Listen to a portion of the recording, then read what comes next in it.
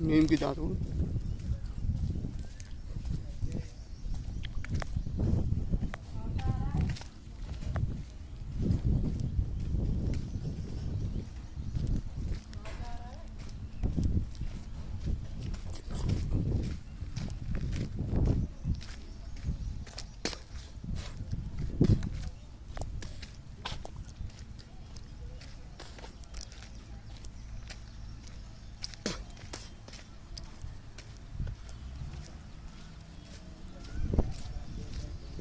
कुछ चबा चबा के सॉफ्ट कर दो, तो उसके बाद धीरे धीरे मसूड़ों पे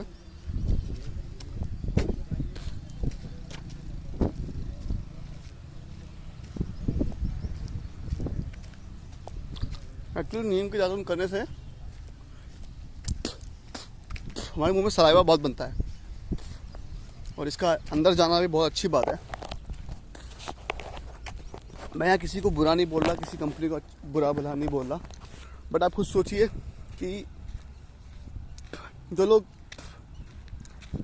जिन लोगों को पता है, जो फिटनेस से प्रेम करते हैं, प्यार करते हैं, जिनको पता है कि हमारे बॉडी का हार्मोन कैसे काम करता है, स्पेशली इंसुलिन।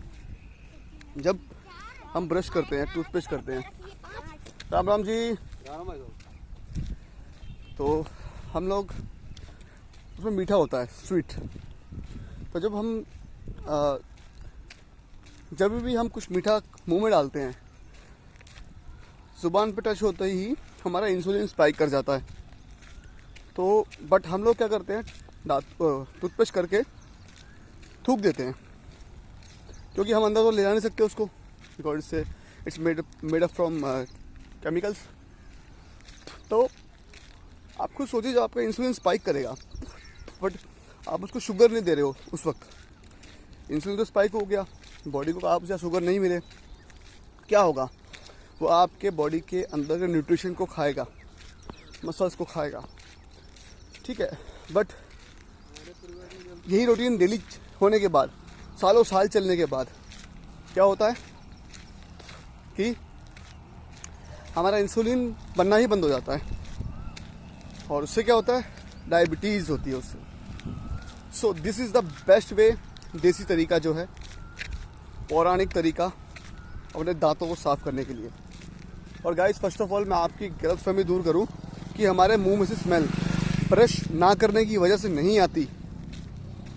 हमारे मुंह से स्मेल इसलिए आती है, बैड स्मेल इसलिए आती है, बिकॉज हमारा पेट साफ़ नहीं होता। अगर आपका पेट साफ़ नहीं है, आपका पेट ठीक नहीं है, तो कुछ भी हो सकता है, कॉन्स्टिपेशन हो सकती है, लूज मोशन हो सकता है, या पेट थोड़ा सा अपसेट हो सकता है, उससे हमारे मुंह में से बैड स्मेल आएगी ही आएगी। और one more thing to add कि हमारे दांतों का जो नेचुरल कलर है वो येलो ही है, light yellowish is our teeths natural colour. इसको सफ़ेद करने की कोशिश ना करें, दांतों की सफ़ेदी से कुछ नहीं होना, हमारे मसूड़े दांत घिस जाएंगे, तो ये वीक हो जाएंगे। आज मैं अच्छे से अच्छा, मोटे से मोटा, तगड़े तगड़े अखरोट दांतों से दबा के तोड़ देता हूँ, ठीक है, मुझे कोई दिक्कत नहीं होती। कैसे? बिकॉज मैं 2010 से मैं ब्रश नहीं कर रहा हूँ, उससे पहले करता था, उससे पहले मैं वो प्लास्टिक ब्रिसल्स यूज़ करता था।